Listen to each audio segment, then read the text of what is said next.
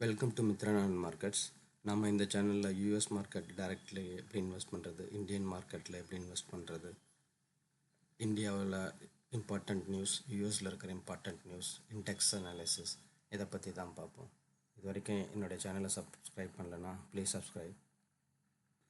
இன்றைக்கி gift Nifty பார்த்தீங்கன்னா 400 points கிட்ட பாசிட்டிவாக அப்பர் ரேஞ்சில் இதாகிக்கிட்டு இருக்கு. ஸோ இன்றைக்கி நம்மளுடைய மார்க்கெட்டும் பாசிட்டிவாக கேப் அப் ஆகிறதுக்கான நிறையா சான்சஸ் இருக்குது. குயிக்காக பார்த்துருவோம். யூஎஸ் மார்க்கெட்டு நேற்றுக்கு 300 பாயிண்ட்ஸு அப்பில் க்ளோஸ் ஆகிருக்கு, 1.38%.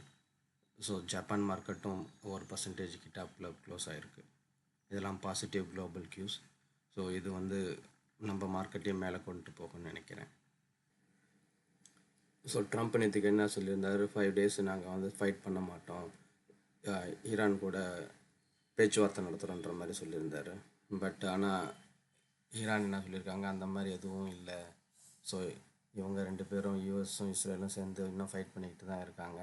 ஸோ நாங்களும் we will continue our fight அப்படின்னு சொல்லிட்டு இப்போ அவங்களும் பவர் பிளான்ட்ஸை அட்டாக் பண்ணுறதுக்கு ரெடி ஆகிட்டாங்க.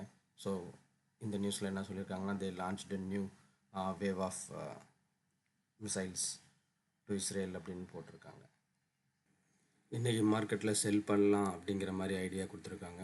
Crompton, Hero Motor Corp and JSW steel இதெல்லாம் செல் பண்ணலான்ற மாதிரி சொல்லியிருக்காங்க.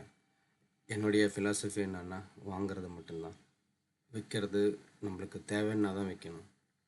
ஸோ தேவைன்னுக்கும் போது விற்கும்பொழுது அந்த காசை திரும்பி எடுத்து இன்னொரு இடத்துல டெப்ளாய் பண்ணுற மாதிரி இருக்கணும். இல்லாட்டினா அது வேறு ஏதாவது ஸ்டாக் இன்வெஸ்டிங் ஆப்ஷன்ஸ் கண்டுபிடிக்கிற மாதிரி இருக்கணும். இல்லாட்டினா வேறு ஏதாவது செலவுக்கு இருக்கணும். ஸோ அந்த நேரத்தில் மட்டும்தான் விற்கணும். தேவையில்லாமல் மார்க்கெட் ஏறுது இறங்குதுன்ற கான்செப்டில் விற்றோம்னா நம்ம புரோக்கர் ஹவுஸுக்கு நிறையா காசு கொடுக்குற மாதிரி ஆயிடும். ஸோ நீங்களும் இந்த அப்ரோச்சை ஃபாலோ பண்ணுங்கள். இது லாங் டேர்முக்கு நல்லாயிருக்கும். யூஎஸ் ஈரான் இஸ்ரேல் வாருக்கு அப்புறம் கோல்டு ப்ரைஸு ரொம்ப வேகமாக இறங்கிக்கிட்டு இருக்குது. ஸோ ஏப்ரல் மந்தில் எந்த ரேஞ்சுக்கு போகலான்ற மாதிரி இவங்க பேசியிருக்காங்க. ஸோ டாலர் டைம்ஸில் $4,100 வரைக்கும் ட்ரேட் ஆகும், நிறையா அவுட்ஃப்ளோ இருக்குது அப்படின்ற மாதிரி சொல்லியிருக்காங்க. கோல்டு ஒரு 3 years பீரியடில் 2022 இது வரைக்கும் $1,650 $5,600 வரைக்கும் போயிருக்கு. ஸோ இது கண்டிப்பாக ஒரு profit booking plus economy instability, global கியூவில் பிரச்சனை இருக்குது. ஸோ இதனால் சேஃப் ஹேவனான கோல்டுலேருந்து பணத்தை கொஞ்சம் கொஞ்சமாக வெளியே எடுத்துக்கிட்டு இருப்பாங்க. ஸோ இன்னும் கூட ஃபர்தராக டவுன் ஆகும்.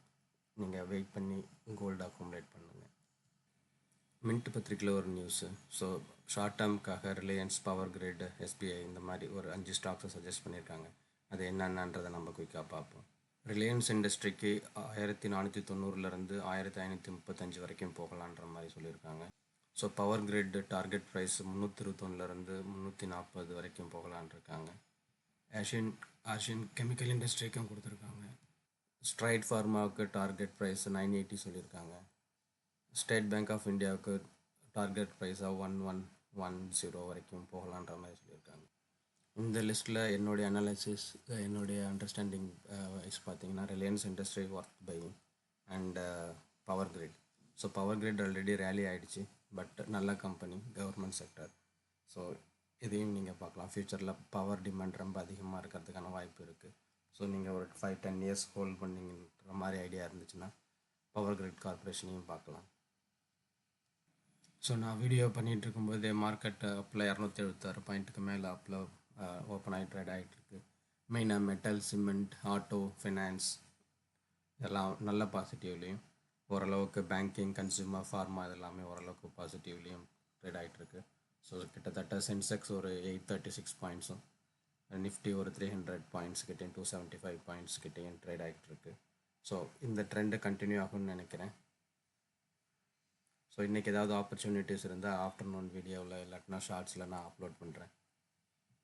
சிஎல்எஸ்ஏ ஓஎன்ஜிசிக்கு 57% அப்சைடு இருக்குன்ற மாதிரி ஃபீல் பண்ணியிருக்காங்க. ஹை கன்வென்ஷன் ரேட்டிங் கொடுத்துருக்காங்க. மெயினாக ஓஎன்ஜிசி க்ரூடு க்ரியேட் பண்ணுற கம்பெனி. ஸோ இவங்களுக்கு நம்மளுக்கு வெஸ்ட் ஏஷியாவில் பிரச்சனை இருக்கிறதுனால ஸோ ஓஎன்ஜிசி மாதிரி கம்பெனிக்கு நல்ல ப்ராஃபிட் வரும். அவங்க ஆயில் ப்ரொடியூஸ் பண்ணி எக்ஸ்போர்ட் பண்ணுறதுக்காகவோ இல்லை இந்தியாவில் யூஸ் பண்ணுறதுக்காகவோ யூஸ் பண்ணுவாங்க. ஸோ அதனால் நல்லா போகுன்ற நம்பிக்கை எனக்கும் இருக்குது. பட் என்னோடய ஸ்டைல் என்னென்னா நம்ம வந்து எப்பயுமே ஓடுற குதிரைக்கும் பின்னாடி போகக்கூடாது. ஃபார் எக்ஸாம்பிள் ஓஎன்ஜிசி நல்லா பண்ணும் அப்படிங்கிற ஒரு எண்ணத்தில் நம்ம எல்லோரும் வாங்கக்கூடாது. வேறஸ் பெட்ரோனெட் எல்என்ஜி கெயில் மாதிரி கம்பெனி வந்து இப்போ வந்து ஸ்ட்ரகிளில் இருக்குது.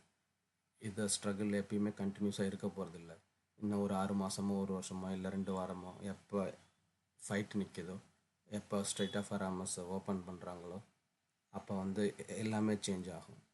ஸோ அந்த நேரத்தில் இந்த கம்பெனிலாம் ரேலி ஆகும். ஸோ அதுக்கு முன்னாடி நாம் இப்போ இன்வெஸ்ட் பண்ணி வச்சுருந்தோம்னா நம்மளுக்கு யூஸ்ஃபுல்லாக இருக்கும். இதெல்லாம் தான் இன்னைய வீடியோவில் டிஸ்கஸ் பண்ண நினச்சேன்.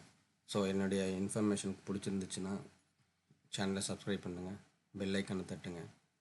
உங்களுக்கு ஏதாவது டவுட்ஸ் இருந்தால், ஏதாவது பர்டிகுலர் ஸ்டாக்ஸை பற்றி அனலைஸ் பண்ணணுன்னா கமெண்ட்டில் மென்ஷன் பண்ணுங்கள்.